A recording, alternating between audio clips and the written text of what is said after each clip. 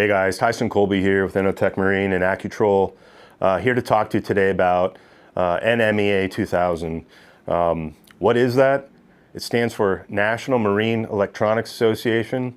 NMEA2000 is a standardized networking protocol that allows boats and marine electronics from different manufacturers to interoperate and share data on a common backbone. That's about the simplest way to put it. I've got some stuff here on my bench to show you some of the components. Back here I've got a pretty big backbone I've built that I use for development.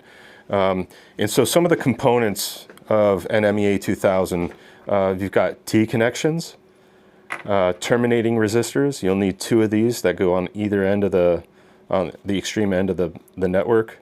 And then you have drop cables, which share data and connect peripheral devices like your chart plotters and sensors or paddle wheel sensors or autopilots. And then you have power drop cables, which are usually beefier, heavier gauge wire, and that's used to power the backbone. So the backbone gets powered in one spot, and you're going to usually fuse that through one of your circuit breaker panels or fuse panels from 3 to 5 amps, usually about 5 amps. And the backbone allows standardized connections. So, marine electronics, whether it's Garmin, Lowrance, or Simrad, they all should, anything that's NMEA2000 compatible can be plugged into this bus and interoperate and share data. We use the NMEA2000 backbone to eavesdrop on it, essentially, to read how fast your boat's going. That's how we can close the loop on speed and give you that cruise control feature. So our gateway here plugs into the backbone and listens for packets that have speed information, and then it broadcasts them wirelessly to our throttle controller. And that's how we're able to eavesdrop into your backbone to listen for speed metrics. So the other thing I wanted to cover in this video is the components we sell as an NMEA2000 starter bundle.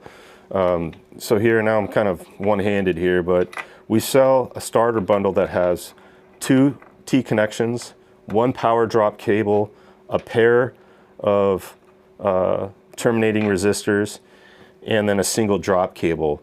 And what this allows you to do out of the box is use one of the T connections for the gateway, and then there's an open T connection that you're going to plug in to your MFD. And so what the drop cable is for is to run from the backbone into your MFD to get that. So that way you can get GPS speed into the backbone, and the gateway can end up reading that and transmitting it to the throttle controller.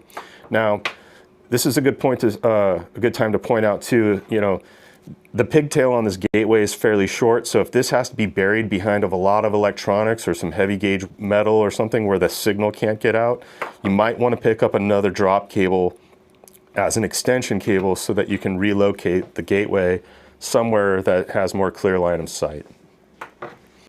Okay guys, that's it. I just wanted to quickly touch on that and explain to the users out there that the NMEA2000 backbone, that is where we are able to connect and gather your speed information from your boat, and why it's essential that that backbone exists already on your boat to be able to use a cruise control feature that the gateway provides.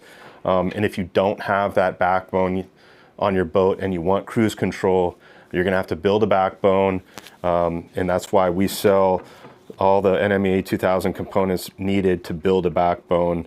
The only thing that the kit does not include is the fuse. You're gonna usually tie that into your fuse panel, or if you need to put an inline fuse, you're gonna have to purchase that separately.